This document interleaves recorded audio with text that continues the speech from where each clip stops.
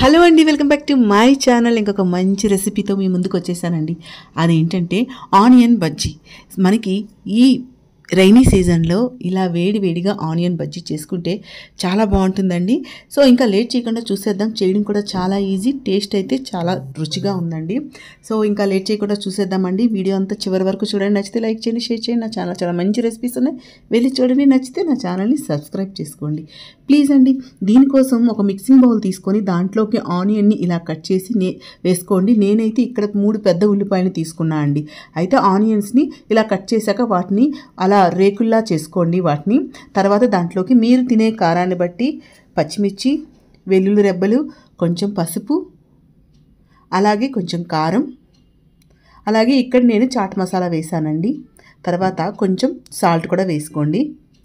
వేసుకొని మొత్తం కూడా అన్నీ మిక్స్ అయ్యేటట్టు, దాంట్లో ఉండే జ్యూస్ బయటకు వచ్చేటట్టు ఒకసారి ఇలా కలుపుకోండి.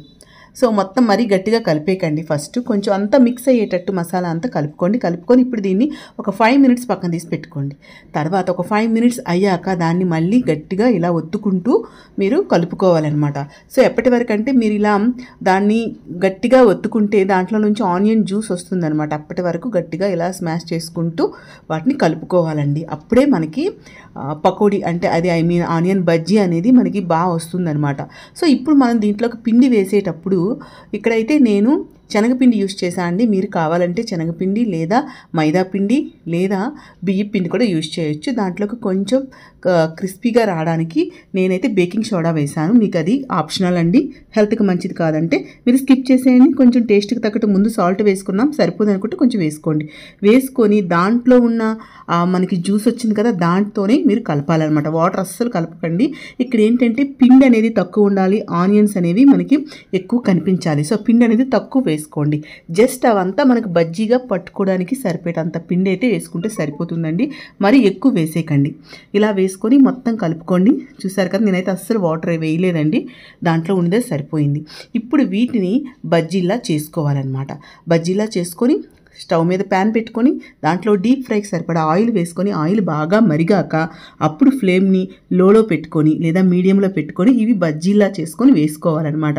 సో ఇవేంటంటే ఆయిల్ బాగా మరిగాక మీడియం ఫ్లేమ్లో పెడితే అవి ఈవెన్గా ఫ్రై అవుతాయి అన్నమాట. అంటే లేకపోతే మధ్యలో మెత్తగా ఉండిపోతుంది, పైన మనకు గోల్డెన్ కలర్ వచ్చేస్తుంది. అలా కాకుండా మీరు బజ్జీ కూడా మరీ మందంగా కాకుండా కొంచెం పలుచగా వేసుకోండి, అప్పుడే బాగుంటుంది. ఇలా చూసారా, మీడియం ఫ్లేమ్లో ఈ కలర్ వచ్చినంత వరకు మొత్తం కూడా వేగేటట్టు మీరు ఇలా ఫ్రై చేసుకోవాలి. టేస్ట్ అయితే భలే వచ్చిందండి. చేసుకోవడం కూడా ఈజీయే కదా, మీరు కూడా ఈసారి ట్రై చేసేయండి. మీకు వీడియో నచ్చింది అనుకుంటున్నాను. రెసిపీ ఒకసారి ట్రై చేయండి. ఎలా వచ్చిందనేది మీ ఒపీనియన్ కామెంట్ సెక్షన్లో షేర్ చేసుకోండి. వీడియో నచ్చితే లైక్ చేయండి, షేర్ చేయండి. నా ఛానల్లో మంచి వీడియోస్ ఒకసారి వెళ్ళి చూడండి. మళ్ళీ ఇంకొక మంచి రెసిపీతో వస్తానండి. అప్పటి వరకు టేక్ కేర్, బాయ్.